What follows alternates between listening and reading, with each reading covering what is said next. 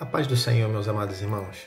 É um prazer estar aqui hoje com vocês e poder partilhar de uma mensagem que é maravilhosa, foi maravilhosa para mim, o conhecimento que Deus me deu, a revelação que o Senhor me deu desse tema, mexeu muito com o meu coração e eu espero que possa também abençoar bastante a tua vida.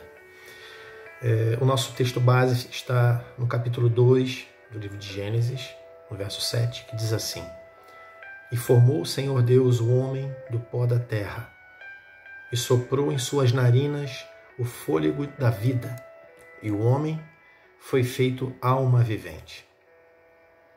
O tema da nossa mensagem é a respiração de Elohim. Elohim, como vocês sabem, é a forma hebraica de Deus, do nome Deus. Está traduzido assim na nossa Bíblia. A primeira vez que Deus é apresentado a nós nas Escrituras está logo no primeiro verso do primeiro livro. Gênesis 1, 1. E no princípio criou Deus os céus e a terra. No hebraico original nós temos ali um verbo no singular, criou, e temos a palavra hebraica Elohim, que é um plural. E é maravilhoso porque Deus é um só, mas a Escritura já começa ali palidamente a dar sinais daquilo que depois no Novo Testamento, em Jesus Cristo, seria a revelação progressiva de Deus, seria descortinado, que é a Trindade, a presença da Trindade no ato criacional. O primeiro livro das Escrituras Sagradas, ele apresenta um momento particularmente espetacular e muito íntimo no tocante ao processo criacional de Deus. É o sexto dia. O Senhor já está finalizando as suas obras. Ele já havia criado os céus, os seres celestiais, já havia criado a terra, separado a água da porção seca, já definido os luminares, as estrelas, o sol, a lua, já definido o reino vegetal, segundo as suas espécies, o reino animal, os animais que dominariam os céus, que dominariam a terra e os mares. Então o Senhor se volta para o último ato criacional, no último dia do Gênesis ali, no sexto dia, que é a criação do homem. E aí nós vemos uma coisa maravilhosa, porque o que acontece ali é que Deus, então, se envolve diretamente naquele ato. Diferentemente das outras criaturas em que Deus simplesmente ordenou, Ele simplesmente estabeleceu, né? Ele, através da sua palavra, Ele simplesmente definiu que elas existissem através do haja, conforme as suas espécies. Quando é com o homem, Ele então faz alguma coisa diferente. Ele mesmo se envolve nesse processo. O próprio Deus, o próprio Elohim, ele vem e se apresenta e diz: façamos o homem. E isso é maravilhoso, porque Deus já havia criado seres fantásticos. Fantásticos. Se pensarmos, por exemplo, nos anjos, que são um pouco maiores do que nós, visto que a Escritura diz que nós somos um pouco menores que os anjos. É isso lá no Salmo 8, no verso 5. Os anjos que são um pouco maiores que nós, mas nós vemos, por exemplo, o anjo que aparece lá em Apocalipse, no capítulo 10, um ser tão cheio de glória que só o brilho do seu rosto, a sua glória, era semelhante ao sol. O que pensar e o que falar, por exemplo, dos serafins, do capítulo 6 de Isaías, verso 2. Os serafins, o seu nome traduzido já significa aqueles que ardem. Olha que coisa gloriosa.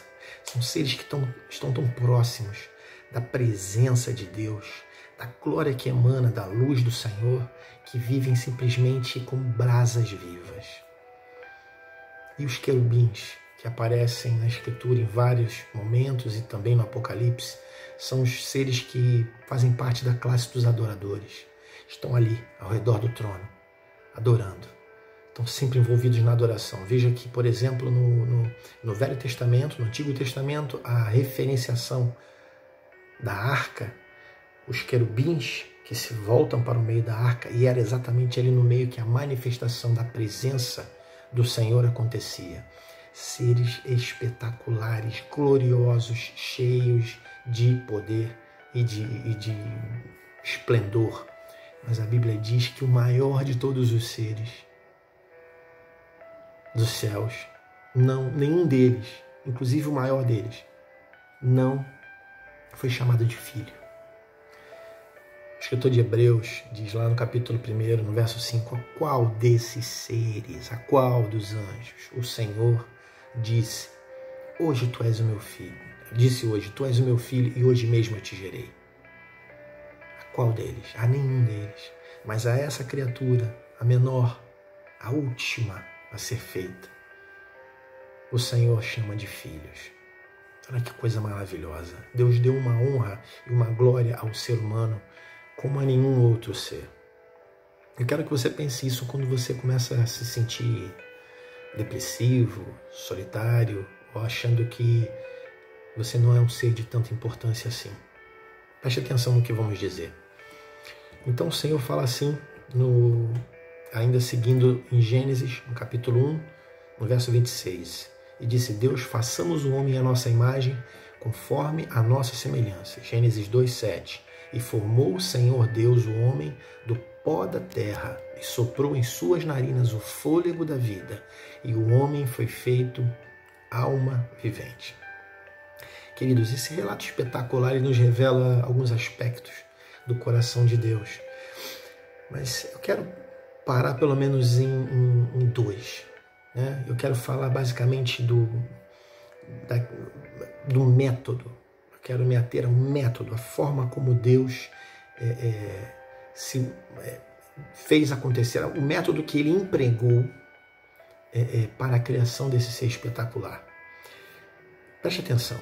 Em primeiro lugar, a Bíblia diz que Deus deu forma. A palavra formar, se você pegar um dicionário e buscar o seu sinônimo, o seu sentido, você vai ver que ela significa que Deus formou, Deus gerou, concebeu, produziu, preparou.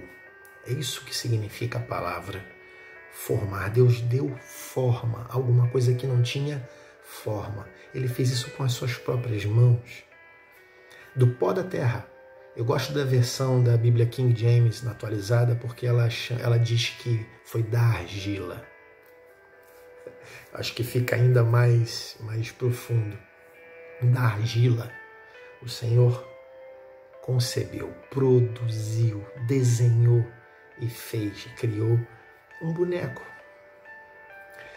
Mas olha só, diferente das demais criaturas, como nós dissemos em que ele, incluindo as celestiais, aqui o Senhor direcionou ali uma ordem para a existência, né, que é o haja, para o homem não, ele coloca as próprias mãos para fazer isso. Eu quero que você pare para pensar nesse primeiro ponto. Eu e você temos sobre nós as digitais de Deus impressas em nossas vidas. Você foi feito pelas mãos de Deus. Segundo ponto maravilhoso, que é que após Deus terminar essa obra, então ele sopra nas narinas desse molde de terra, desse corpo inerte. Uma partícula de si mesmo, então, é liberada. Ele sopra. Algo presente no Criador é liberado. E esse sopro penetra nas narinas daquele corpo inerte e então o traz à existência, o torna uma alma vivente. Eu quero falar um pouco sobre isso contigo, para que a gente medite um pouquinho. Deus partilhou alguma coisa dele. Em João, capítulo 1, versículo 4, a Bíblia diz que nele estava a vida. O que Deus partilhou de si para o homem foi a sua própria essência, a sua própria vida, aquilo que estava dentro de si. Agora, eu quero que a gente pense um pouquinho mais profundo sobre essa questão do fôlego e do sopro. Vamos pegar de novo o texto aqui, para entendermos uma coisa profunda e maravilhosa que eu quero deixar para você. E formou o Senhor Deus o homem do pó da terra e soprou em suas narinas o fôlego da vida. E o homem foi feito alma vivente. Nós aqui temos dois elementos que às vezes podem se confundir. Fôlego, sopro. Às vezes podemos passar por esse versículo sem nos ater a isso, mas eu quero que você perceba alguma diferença. Vamos começar a falar um pouquinho sobre o sopro, em dois aspectos. Eu quero falar dele primeiro no aspecto do sopro como um elemento, uma substância. No hebraico é o nefer. Nefer é o sopro na sua origem, ou seja, o sopro dentro de Deus. O nefer é como se fosse o ar nos pulmões divinos. É a substância que é a origem da vida. Nele estava a vida. Lembra disso? João 1:4. A substância que é a origem da vida e que dá vida àquele que a possui. O nefer é o sopro dentro do Senhor. É como se ele tivesse então enchido os seus pulmões de ar. Então ele vai para um segundo momento. Ele vai para um momento do sopro como uma ação praticada. Ele expele, ele coloca para fora, ele libera aquele sopro contido e ele assopra nas narinas. Esse sopro em movimento é chamado de neshama. Neshama é o sopro em movimento. E é então que vem a maravilha, porque esse movimento, essa respiração, foi ela que entrou nas narinas do homem, a respiração de Elohim. E esse sopro estava carregado da vida de Deus, estava carregado de uma partícula divina poderosa, que é o fôlego. Deus soprou o fôlego, não é? E nós então vamos ver que o hebraico, ali, o que está traduzido para nós como fôlego, no hebraico é o ruach, é o vento, o espírito, que é a tradução um pouquinho mais assertiva. O espírito, a partícula, a fagulha divina proveniente de Deus que foi soprada, que saiu e que seguiu através desse sopro até entrar no homem e produzir naquele corpo inerte que estava ali vida. É através desse ruach, desse espírito que vem do Senhor, que Deus não somente deu vida ao corpo. Eu quero que você pense nisso, porque essa partícula de Deus, esse espírito que o sopro divino carregava, ele não somente deu vida ao corpo, mas ele também permitiu é o que permite que o homem, através desse elemento, Deus possa comunicar com o homem tudo aquilo que vem dele, que é proveniente de Deus, a vida física, a vida espiritual, a capacitação divina, os dons espirituais, o poder divino, tudo que tem origem em Deus é comunicado ao homem através dessa partícula, dessa fagulha, desse elemento que o sopro divino carregava. Olha que coisa maravilhosa. Mas eu quero ir ainda um pouquinho mais adiante disso daí. Às vezes nas escrituras nós vamos ver alguns textos aqui, cria-se um paralelo entre o Espírito de Deus e o sopro, porque geralmente nós vemos isso, e vamos ver alguns textos aqui, né? Esses termos, eles, por muitas das vezes, eles são usados de forma permutável, alternada, né? Porque justamente ambos fazem referência ao dom da vida concedido por Deus às suas criaturas. Por exemplo, Isaías 42:5 diz assim: assim diz Deus, o Senhor, que criou os céus e os desenrolou, e estendeu a terra e o que dela procede, que dá a respiração ao povo que nela está, e o espírito aos que andam nela. Jó, capítulo 34, versos 14 e 15, diz assim: se ele retirasse para si o seu ruach, o seu espírito, e recolhesse para si o seu fôlego, seu sopro, seu neshama, toda a terra juntamente expiraria, e o homem voltaria para o pó. Jó 27:3 também diz assim: enquanto estiver em mim o meu fôlego, e o Espírito de Deus estiver em minhas narinas, meus lábios não falarão a falsidade. Vemos que o fôlego humano e o Espírito divino são equiparados. Por quê, queridos? Porque respirar é uma manifestação do poder sustentador do Espírito de nós. E também é uma manifestação de vida. Quem está vivo, respira. Quem respira, está vivo. Se não respira, está morto. Olha que coisa maravilhosa. A posse do fôlego de vida, no entanto, ela não confere em si mesmo imortalidade, ok? Porque na ocasião da morte, o fôlego de vida retorna para Deus. A vida deriva de Deus, ela é sustentada por Deus e ela retorna para Deus. Isso é dito em Eclesiastes, no capítulo 12, no verso 7, por Salomão, que diz assim: o pó volta à terra como era, e o espírito volta a Deus que o deu. Amém? Então veja que o espírito que volta para Deus, queridos, não é apenas o espírito dos salvos, é o espírito de todos os seres humanos. Nós não estamos falando da alma. A alma, a consciência humana, o centro integrador do ser humano. Essa tem um outro destino. Mas o espírito, essa partícula divina, que dá vida ao corpo e que comunica Deus ao homem, essa é retirada e volta para Deus, de todos os seres humanos. Ok? Então veja, querida, uma coisa maravilhosa que eu quero agora partilhar com você também. Quando aqui nós vemos que o espírito de vida, né, o Ruach, ele é retirado, nós estamos ali então falando de, obviamente, não da alma imortal que volta para Deus, mas, como nós dissemos, do dom da vida que os seres humanos possuem e que está diretamente relacionado à sua existência terrena, certo? Enquanto permanecer o soprar da vida, e eu quero que você preste atenção nisso, enquanto o sopro de Deus permanecer, os seres humanos são almas viventes.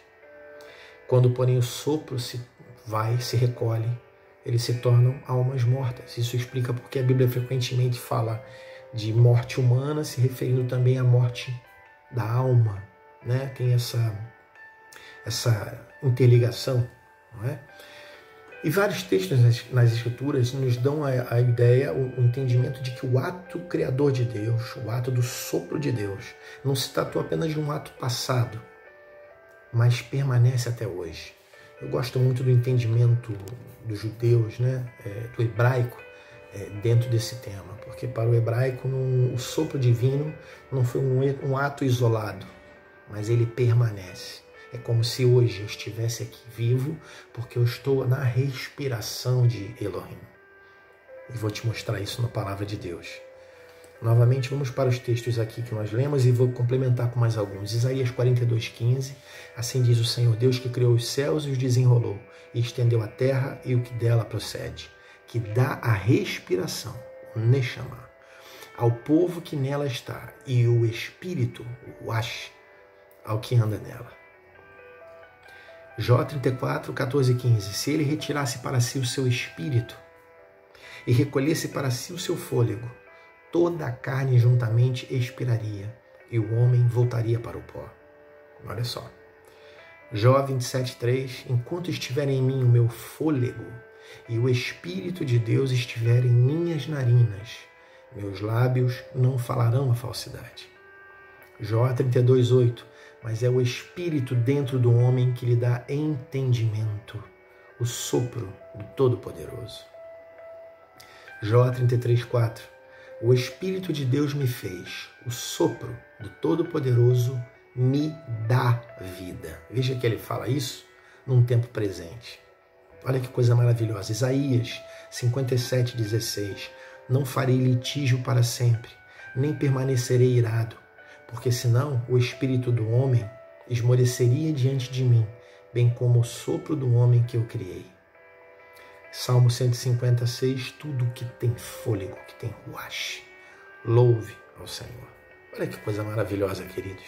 Queridos, eu quero que você pense nisso, eu não vou me aprofundar mais para não estender demais essa mensagem.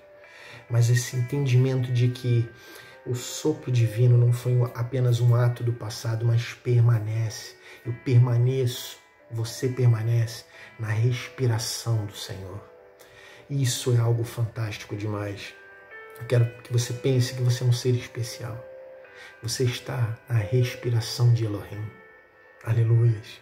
Nós estamos conectados a essa grande fonte infinita de vida, de onde o Senhor nos comunica a sua própria vida espiritual, seus dons, suas capacidades espirituais, o seu poder. Olha só que coisa maravilhosa, queridos. Assim como uma criança no ventre está conectada à mãe e recebe dela os nutrientes necessários para viver através do seu cordão umbilical. Aleluias. Assim nós também estamos conectados, ligados, unidos a essa respiração de Deus. Todos os dias, então, quando você abrir os seus olhos e sentir as batidas do seu coração, quando você encher os seus pulmões, lembre-se que você está conectado ao fôlego de Deus, à sua própria respiração. Deus continua soprando, e é isso que o hebraico diz, de forma ininterrupta. Se você está vivo, é porque o sopro de Deus, liberando a vida, o ruach, permanece nas tuas narinas, querido. Nós estamos na respiração do Senhor. Medite nisso e adore ao Senhor hoje de uma maneira diferente. O meu convite para você é que você não adore apenas o Senhor como o seu Senhor, ou não apenas como o seu Deus, mas que você possa encher os teus pulmões com o hálito divino, com a respiração do Senhor e adorá-lo como seu Criador. Deus abençoe sua vida. Amém.